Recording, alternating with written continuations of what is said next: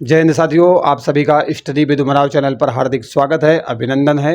मित्रों, आज के इस वीडियो में हम साइंस का छठवां प्रैक्टिस सेट देखने वाले हैं। आपके सिलेबस में अगर सामान्य विज्ञान है, जनरल साइंस है, मतलब फिजिक्स, केमिस्ट्री, बायोलॉजी के प्रश्न है साधारण वाले, वो पूछता तो साधारण है लेकिन होते बड़े असाधारण टाइप के हैं, तो वो सारे के सारे आपको इसी सीरीज से मिलने वाले हैं।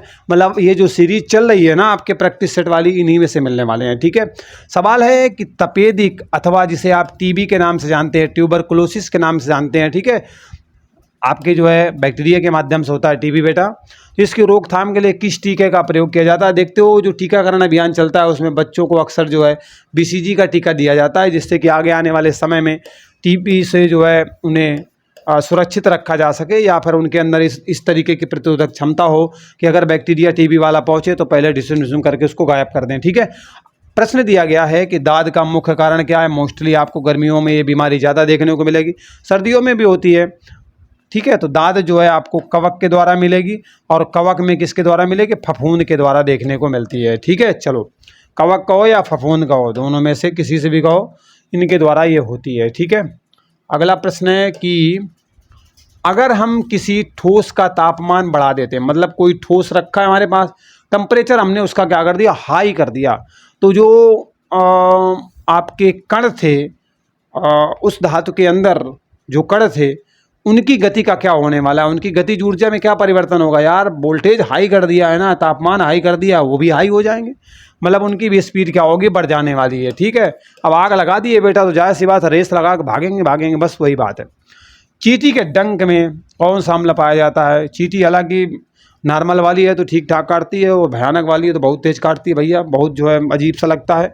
तो इसमें बेटा आपको मेथेनोइक अम्ल मिलेगा, और इसी वजह से इस तरीके के जो है छनछनाहट कल्लाहट वहाँ पर समझ में आती है डंक में। ठीक है, आवर्त सारणी का पहला तत्व कौन सा है? बेटा आवर्त सारणी के अगर तत्व की बात करोगे ना तो हाइड्रोजन आपको पहला तत्व देखने को मिलेगा, हाइड्रोजन। ठीक है, हाइड्रोजन पहला तत्व है, आपको आवर्त सारणी में देखने को मिलेगा। ठीक है, चलो यहाँ तक क्लियर हो गया, मतलब स्पष्ट हो गया एकदम। ठीक है, चलो अगला सवाल है कि मलेरिया रोग के उपचार के लिए किसका प्रयोग किया जाता है? मलेरिया रोग के उपचार के लिए किसका प्रयोग होता है? बेटा कुनैन का प्रयोग होता है, और पूछा जाता है कुनैन किससे बनती है, प्राप्त होती है? तो सिनकोना से प्राप्त होती है, ये भी प्रश्न पूछा जाता है। ठीक है, हाइड्रोफोबिया क्या होता है? आदमी क्या होता है? पानी से डरने लगता है, किसके कारण होता है? तो बेटा एक्चुअली क्या होता है ना कि हम लोग तो यही जानते हैं कि रेबीज विषाणु के कारण होता है, और रेबीज आपको कहाँ पाया जाता है? कुत्तों में पाया जाता है, लेकिन बेटा कोई भी जंगली जानवर अगर काट लेगा ना तो रेबीज होने की संभावना बढ़ जाती है, मतलब हाइड्रोफोबिया होने की संभावनाएं बढ़ जाती हैं। तो rabies is the right answer. ठीक है, तो कौन सा कारण होता है? रेबीज एक विषाणु होता है जो आपको जानवरों के मुख में मिलेगा, जैसे कि आपके कुत्ते हैं, सियार हैं, बिल्ली है, जो भी जंगली जानवर हैं उन सब में मिलेगा।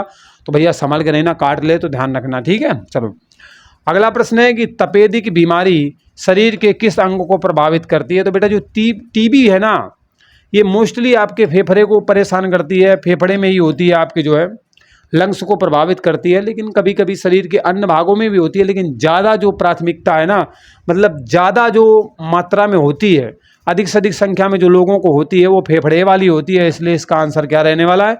फेफड़ा रहने वाला है। ठीक है, चलो यहाँ तक समझ में आ गया आप सभी को। अगले प्रश्न पर चलते हैं। अगला सवाल दिया गया है, अगला प्रश्न दिया गया है कि वह न्यूनतम तापमान जिस पर किसी ईंधन को, ठीक है, जिस पर किसी ईंधन को गर्म करने पर वो आग पकड़ लेता है, मतलब न्यूनतम तापमान की बात कर रहा है जिसमें कोई भी ईंधन आग को पकड़ लेता है, तो इसका राइट आंसर है ज्वलन ताप। ज्वलन ताप क्या होता है?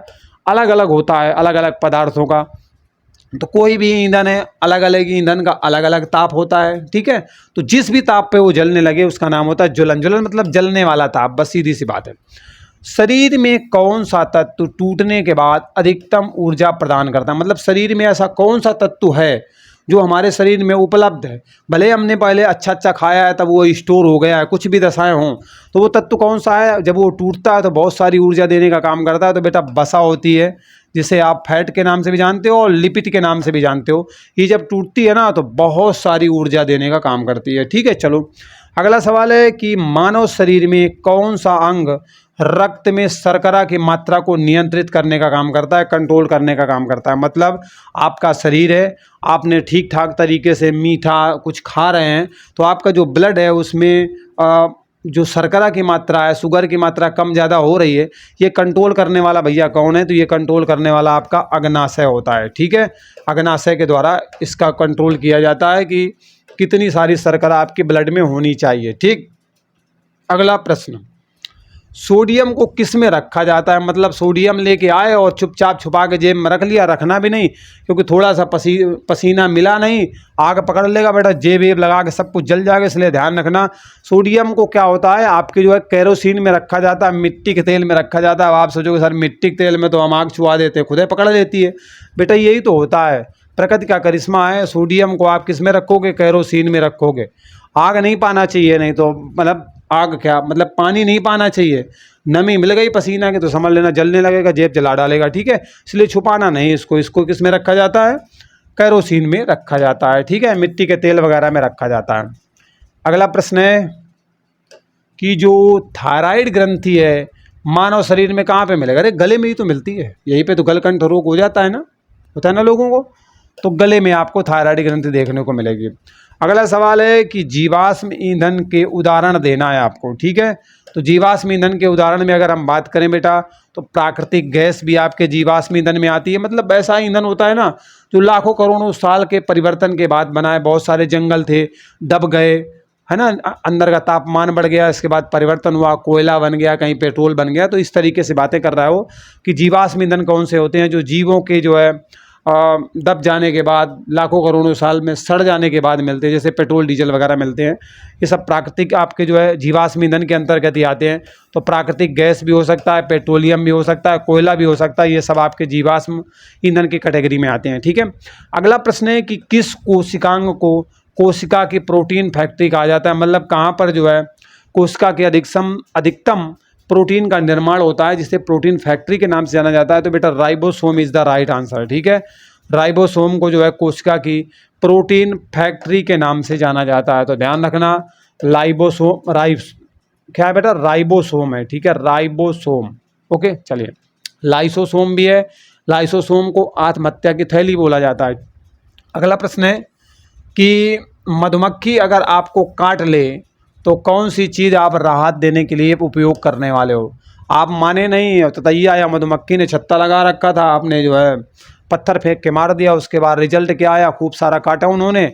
तो अब क्या है, चिल्लाते घूम रहे हो, तो मम्मी या पापा ने बेकिंग सोडा लगा दिया तो थोड़ी बहुत आराम मिल जाएगी, काफ़ी कुछ जो है आराम मिलने वाली है। तो मधुमक्खी अगर आपको काट लेती है तो कौन सी चीज़ राहत देने वाली है? बेकिंग सोडा लगा देंगे तो काम बन जाएगा। ठीक है, लोहे को कठोर और मजबूत बनाने के लिए उसमें क्या मिला दिया जाता है? तो बेटा कार्बन मिला दिया जाता है। ठीक है, लोहे को मजबूत और कठोर बनाने के लिए उसमें कार्बन मिलाया जाता है। ध्वनि की चाल अधिकतम आपको किस माध्यम में मिलेगी? तो बेटा ठोस में जो है आपके ध्वनि की चाल अधिकतम होती है, मैक्सिमम होती है, सर्वोत्तम होती है, कुछ भी आप कहो। ठीक है, क्योंकि शब्द का ही खेल है, कोई पास है तो कोई फेल है। ठीक है, अगला प्रश्न दिया गया है कि कौन सी धातु, ठीक है, कौन सी धातु मुक्त अवस्था में पाई जाती है? तो बेटा कई सारी धातुएं हैं, जैसे सोना चांदी वगैरह हैं आपके। ठीक है, ये प्रकृति में आपको मुक्त अवस्था में देखने को मिलेंगी। प्लैटिनम भी आपको मुक्त अवस्था में मिलेगी। तो ये धातुएं हैं जो आपको मुक्त अवस्था में प्रकृति में देखने को मिलेंगी। ये बेटा प्लैटिनम, सोना, चांदी है राइट आंसर। एक नाविक अपनी नाव में आया, किनारे आ गया और जमीन में कूद गया। ठीक है, नाव से जंप लगाई, जंपिंग जपाक किया और जमीन में आ गया, लेकिन एक्शन का रिएक्शन भी हो गया। आदमी तो आगे की तरफ आया लेकिन नाव बड़ी तेजी से पीछे की तरफ चली गई। ऐसा क्या कारण रहा भैया, पीछे की तरफ तेजी से नाव हट गई? ऐसी कौन सी घटना हो गई भाई? और इसमें न्यूटन का कौन सा नियम काम कर गया? तो इसमें जो है न्यूटन के गति का तीसरा नियम काम कर गया, क्रिया प्रतिक्रिया का नियम काम कर गया, एक्शन का रिएक्शन हो गया। बंदा कूदा आगे, नाव भागी पीछे। ठीक, तो एक्शन का रिएक्शन हो गया। अरे गेंद उठाई आपने, दीवार में मारी तो वापस होके आती है कि नहीं आती? मतलब एक्शन एंड रिएक्शन, ये मतलब। ठीक है, तो गति का तीसरा नियम काम करता है। तो इस तरीके से वीडियो समाप्त हो गया। मैं आशा करता हूँ आप कमेंट के माध्यम से ज़रूर बताएंगे वीडियो आपको कैसा लगा। उत्साहवर्धन के लिए लाइक ज़रूर करेंगे और जिस भी सोशल मीडिया का यूज करते हैं वहाँ पर यार दोस्तों में शेयर भी करेंगे। ठीक है, चलिए मिलते हैं अगले वीडियो में एक नए अपडेट के साथ। Bye bye, take care, see you.